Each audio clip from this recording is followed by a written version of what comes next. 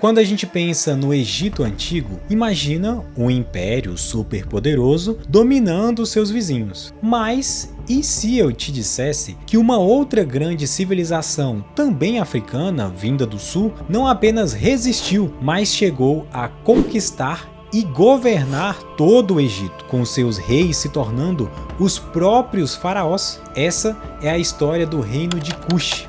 Localizado na antiga Núbia, uma região que hoje abrange o Sudão e o sul do Egito, Kush foi uma potência que durou quase 3 milênios. Sua relação com o vizinho egípcio era uma complexa mistura de amor e ódio. Eles trocavam mercadorias valiosas, influenciavam a cultura um do outro e de vez em quando travavam até umas guerras bem que brutais, vou te dizer.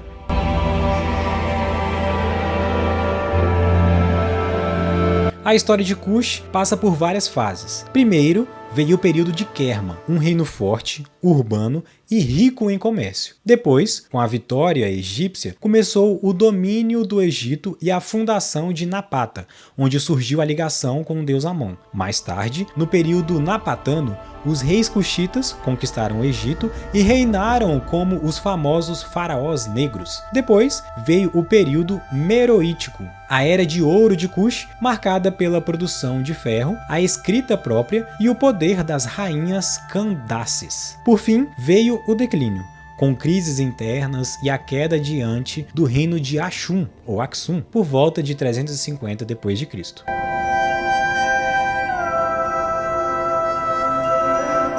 Bom, para entender Kush, nós precisamos voltar para o seu primeiro capítulo, conhecido como a cultura Kerma, por volta de 2500 a.C.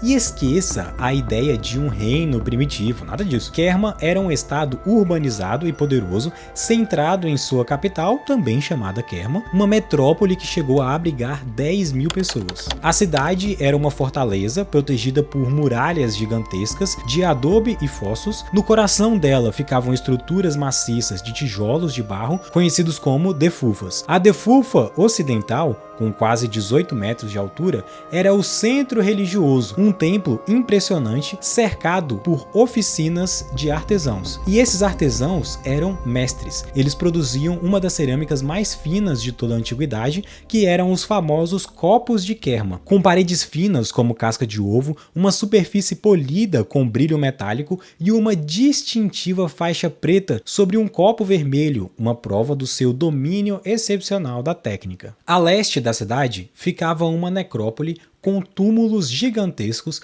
que revelavam uma prática cultural bem específica.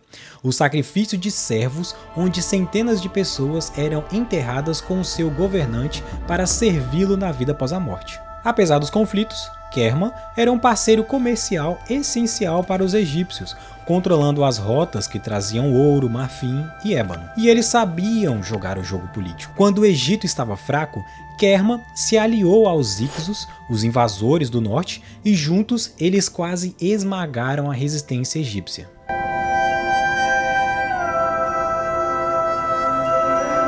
Mas aí, meu amigo, o que acontece? A maré acabou virando ali para os cuxitas. Com a ascensão do poderoso Império Novo do Egito, os faraós guerreiros como Tutmés I e Tutmés III partiram para o contra-ataque, foram para a porradaria mesmo, entendeu? E aí, por volta de 1500 a.C., eles destruíram Kerma e anexaram a Núbia como uma colônia. Para garantir o controle, fundaram uma nova cidade, que se chamou Napata, perto de um lugar que se tornaria o coração espiritual do novo reino, a montanha sagrada de Jebel Barkal. Essa montanha de arenito era vista por egípcios e cuxitas como a morada sulista do deus Amon. Seu pico de 75 metros de altura era interpretado como uma manifestação divina, uma cobra real gigante usando a coroa do Alto Egito, um símbolo poderoso de legitimidade. Ao controlar esse lugar sagrado, os futuros reis de Kush poderiam reivindicar a autoridade divina sobre todo o domínio de Amon. Começava ali, então, um período de quase 500 anos de dominação, onde a elite núbia absorveu profundamente a cultura egípcia. Mas essa dominação teve um efeito meio que inesperado. Ao tentarem apagar a cultura núbia, os egípcios estavam, sem saber, plantando as sementes do seu próprio futuro. Um futuro onde os conquistados, os cuxitas, se tornariam os conquistadores. Quando o Império Novo do Egito entrou em colapso, Kush ressurgiu, agora com sua capital em Napata. Os novos governantes se viam como os verdadeiros guardiões da tradição faraônica. Eles adotaram o deus Amon e reviveram a construção de pirâmides para seus reis, conectando-se à glória do Império Antigo. Após as manobras diplomáticas do rei Kashta, seu sucessor Piye, aí vem as pronúncias, né? Lançou uma campanha militar e conquistou o Egito inteiro, fundando a 25ª dinastia. Por quase um século, Piye e seus sucessores, como o grande Taharqa, como o grande Taharqa, governaram como os faraós negros. Eles ergueram templos em Jebel Barkal e foram enterrados em pirâmides de estilo núbio. E a arte desse período é uma declaração de poder. Eles seguiam o estilo egípcio, mas faziam questão de se retratar com suas características físicas núbias, como rostos arredondados e corpos bem robustos. O melhor exemplo é a esfinge de Taharqa. O corpo é de um leão egípcio, mas o rosto é inconfundivelmente de Taharqa, usando uma coroa com 2 serpentes, simbolizando seu domínio sobre Kush e também sobre o Egito. É uma obra-prima que grita identidade dupla. Eles também eram mestres da joalheria, criando peças em ouro e pedras preciosas, como as encontradas no túmulo do próprio Piye. Mas governar o Egito significava herdar também os seus inimigos. A Assíria, com suas armas de fogo, empurrou os cuxitas de volta para a Núbia. O golpe final veio quando um faraó egípcio saqueou a própria capital, Napata, forçando os cuxitas a repensar sua estratégia.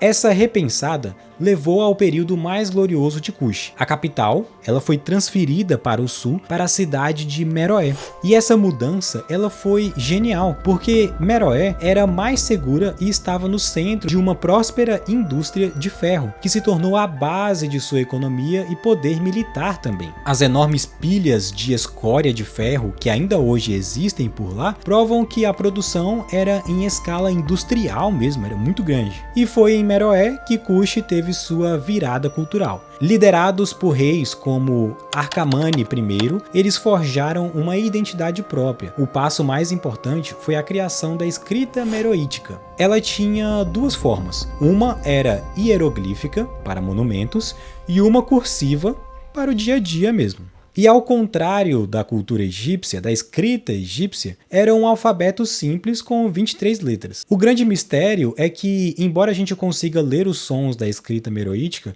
a língua em si permanece um código não decifrado ainda. É uma civilização que podemos ler, mas não podemos entender completamente o que eles estavam dizendo. Deuses núbios, como o poderoso deus leão da guerra, Apedemak, ganharam destaque nesse período. As pirâmides de Meroé desenvolveram um estilo único. Elas eram mais altas e mais íngremes. E a cerâmica pintada dessa época mostra uma fusão de motivos núbios, egípcios e greco-romanos também.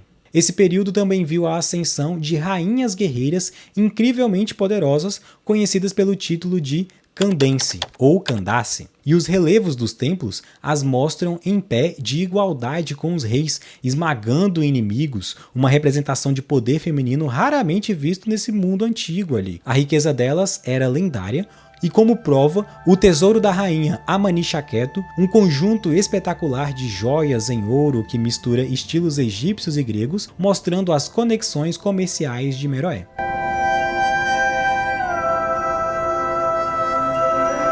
Mas, assim como a gente tem visto ao longo dessa série de grandes civilizações, nenhum império dura para sempre. O declínio de Meroé veio de uma combinação de fatores: desmatamento, crise econômica e a mudança das rotas comerciais romanas. O golpe final veio por volta de 350 d.C., quando o reino de Ashum, ou Aksum, saqueou Meroé, pondo um fim à longa e espetacular história do reino de Kush.